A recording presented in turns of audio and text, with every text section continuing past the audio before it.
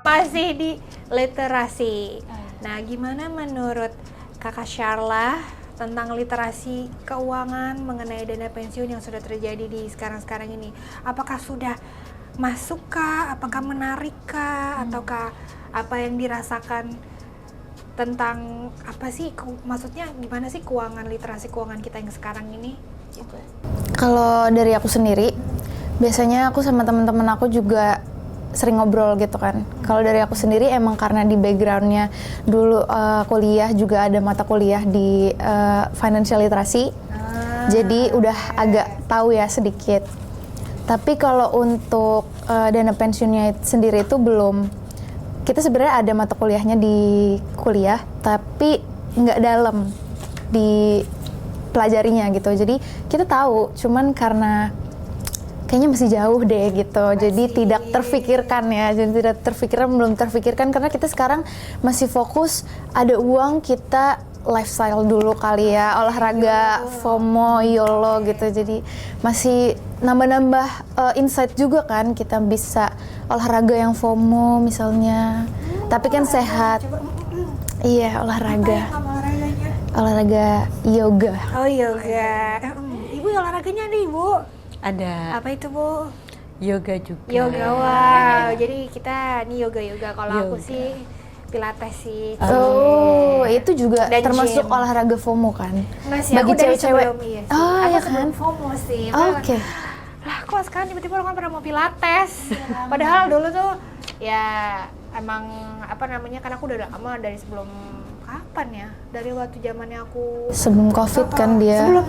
sebelum COVID gitu. Terus tiba-tiba itulah the power of FOMO ya, Ibu ya, the power of sebenarnya kalau aku bilang informasi dan literasi. Coba kalau orang-orang tidak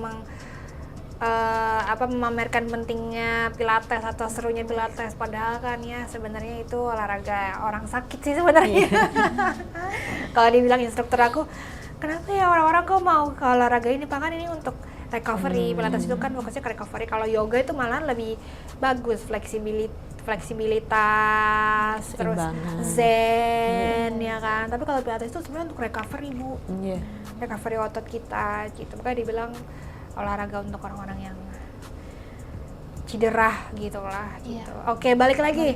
Kalau tadi financial literacy tuh udah agak bagus sih ya menurut aku di kalangan Gen Z karena kita juga udah melek investasi gitu, karena sumbernya juga tadi yang Ibu bilang sekarang dari TikTok, influencer, YouTube itu semuanya menceritakan atau memberitahu gitu ya tentang financial literacy gitu. Jadi aksesnya makin gampang, jadi kita semua makin tahu gitu. Oke, sip. Dari kedua jawaban Bu Devi dan Sharla ini itu sebenarnya hampir sama, yaitu sebenarnya sekarang tuh lebih baik dan lebih bisa diakses gitu. Tapi tadi masih ada poinnya. Tadi apalagi Mbak Sharla mengutarakan kalau masa pensiun sih nanti aja gitu. Nah, Ibu, kenapa sih Ibu kalau poin itu sering terlewati? Kalau misalkan nih, ya sebenarnya sih masa pensiun mah nanti aja, sering terlewati ya, nanti kalau pas udah mau deket-deket usianya baru kita mikirin. Itu kenapa, Bu? Biasanya, Bu? Jadi kenapa sering terlewati? Yang pertama tadi kembali lagi ya, itu jangka waktunya kan masih panjang gitu ya. Jadi itu masih nanti gitu. Yang kedua ya tadi tergantung lifestyle-nya juga. Nah, lifestyle Gen Z kan yang FOMO, YOLO, experience, menikmati hidup gitu lifestyle. Ya. Terus yang ketiga, nah tadi ya mungkin sistem pekerja yang udah berubah gitu ya sekarang. Kalau dulu kan mungkin banyak di generasi saya kan banyak pensiun itu diberikan oleh perusahaan, jadi otomatis dari perusahaan gitu ya. Kalau sekarang kan Gen Z kan tadi ya influencer gitu, jadi penghasilannya tidak tetap gitu.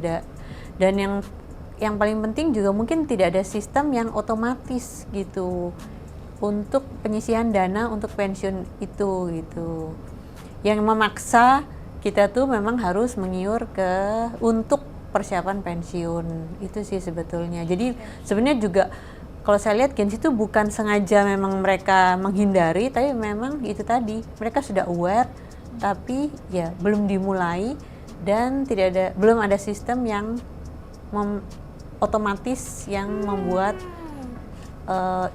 penyisian dana untuk pensiun itu terrealisasi gitu.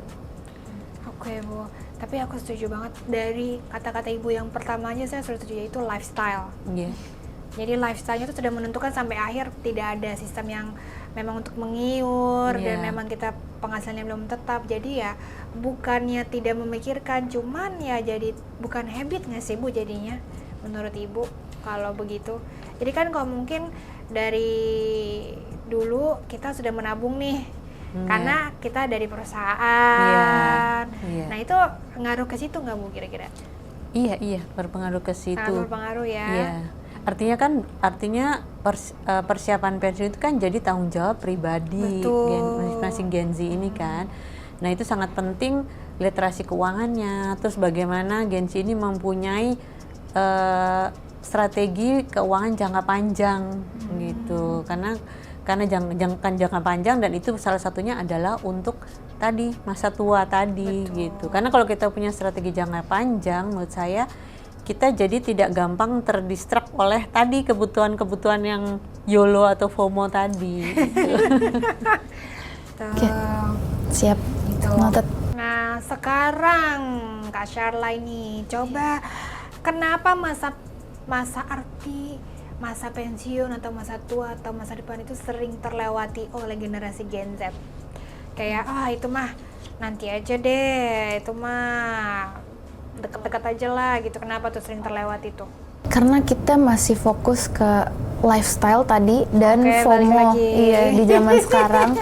Tapi kita juga masih suka untuk kayak upgrade diri gitu loh. Jadi biasanya short term itu self growth, self reward, apalagi gitu kan. Kita Gen Z itu kayak karena kan fasenya baru lulus kuliah gitu ya biasanya, dan baru pegang uang sendiri nih hasil kerja keras gitu, hasil kerja gitu. Jadi masih pikirannya masih self reward dan short term. Jadi dana pensiun tuh belum urgent menurut kita, karena masih ada. Aku tangkap nih sekarang nih. Iya kalau masih sekarang itu kan in the long term ya, seperti kayak 40 tahun lagi, 30 tahun lagi gitu kita pensiun. Jadi terlalu lama belum kepikiran, dan ya udahlah YOLO dulu gitu. Masih self reward gitu. Nah, aku tadi suka banget Bu kata-katanya Kak Sharla, tidak urgent. Ya kan Bu. Jadi sebenarnya buat Kak Sharla ini masa pensiun atau mempersiapkan itu tidak urgent. Tapi kan menurut Ibu itu bukannya masa pensiun itu adalah sebuah kebutuhan ya? What do you think, Bu Devi? Apakah mempersiapkan masa pensiun itu adalah kebutuhan yang bisa dinyatakan sebagai urgensi? Ya kembali lagi tadi ya, mungkin kalau Gen Z yang seperti Sharla kalau baru mulai bekerja, itu tadi ya kebutuhannya masih self reward sama self growth. Ya bahkan untuk mungkin yang Gen X pun juga itu banyak yang misalnya tadi nanti aja karena keasikan bekerja, jadi menunda-nunda. Nah itu tadi sebenarnya mereka sudah sadar bahwa harus menyiapkan dana pensiun, tapi tadi menunda-nunda, tidak memulai keasikan bekerja. Nah sampai nanti begitu mendekati pensiun baru sadar. Siap-siap nih, baru sadar nih. Iya. Jadi memang, kalau kita untuk program pensiun ini kan kita harus cari solusi yang tadi kan yang realistis kan untuk Gen Z ini. Jadi ya gimana menyeimbangkan antara menikmati hidup sambil menyiapkan masa depan tadi. I see. Oke. Sangat menarik ya ini jawabannya, dua-duanya simpatisan itu sangat berbeda, sangat memiliki perspektif yang kalau yang ini lifestyle, yang ini self growth, yang ini self reward, yang ini tetap pokoknya harus kita siapin juga, di mana ini adalah sebuah kewajiban untuk mempersiapkan diri sendiri. Karena siapa lagi nggak sih kalau yang nggak siapin kalau kita nggak diri sendiri? Iya kan? Oke, lanjut. Nah, menurut kakak Sharlah nih, kesalahan finansial yang paling mudah dihindari tapi paling sering dilakukan di zaman sekarang itu apa? Ada 2 sih mungkin ya. Oh, enggak 5? Pertama, kebanyakan. Oh, Iya, 2 aja. Yang pertama itu adalah FOMO. FOMO ikut-ikutan gitu ya, teman apapun. Jadi kan nggak punya financial planning yang bagus gitu karena FOMO. Dan FOMO tuh cepet banget kan. Minggu ini misalnya lagi zaman banget matcha, betul. Nanti minggu depan Mont Blanc. Iya, Mont Blanc, milk tea. Ada banyak lah pokoknya, dan itu selalu berganti gitu. Jadi kita nggak punya financial planning yang bagus karena terlalu cepat perubahannya, dan kita juga kayak fear of missing out gitu. Kayak temen gue udah ngomongin ini, kayak gue belum gitu. Jadi gue harus ikut supaya nggak ketinggalan gitu. Sama yang satu lagi, karena FOMO tadi, bisa jadi kita tuh terjebak sama yang namanya pay later. Karena kan diskon-diskon pay later banyak banget nggak sih? Hampir setengah harga. Bahkan kita tuh, kalau kita tuh nggak sadar kalau sebenarnya bulan depan itu kita akan bayar cicilannya gitu. Dan bagi orang-orang yang belum tahu konsep pay later, banyak banget yang terjebak. Contoh-contohnya ya, mungkin Gen Z di luar sana atau temanku itu pernah nggak sengaja keklik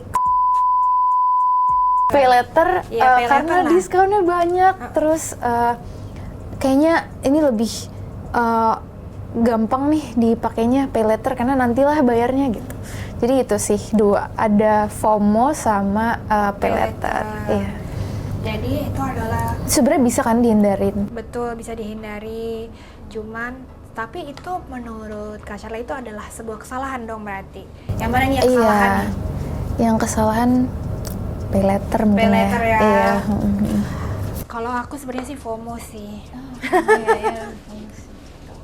Karena apa, Bu? Karena kalau menurut aku ya, FOMO itu sangat bisa dihindari. Sangat bisa dihindari.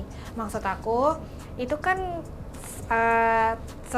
aktivitas sosial kita kan ya, Bu. Kayak misalkan ya udah kita nggak usah ketemu temen aja, kita nggak usah kontak dia aja gitu kan. Ya paling kita nggak mungkin dong kalau temen dekat kita selalu ngajakin FOMO ya kan, contoh. Tapi bukannya aku pro pay later ya, enggak juga. Cuman kan pay later itu adalah suatu usaha ya, Bu ya kan, kita semua pekerja swasta nih ya kan, kita maksudnya sudah berpenghasilan, dan pay later itu kan sebuah program yang mereka buat. Asalkan bisa bayar, why not gitu kan.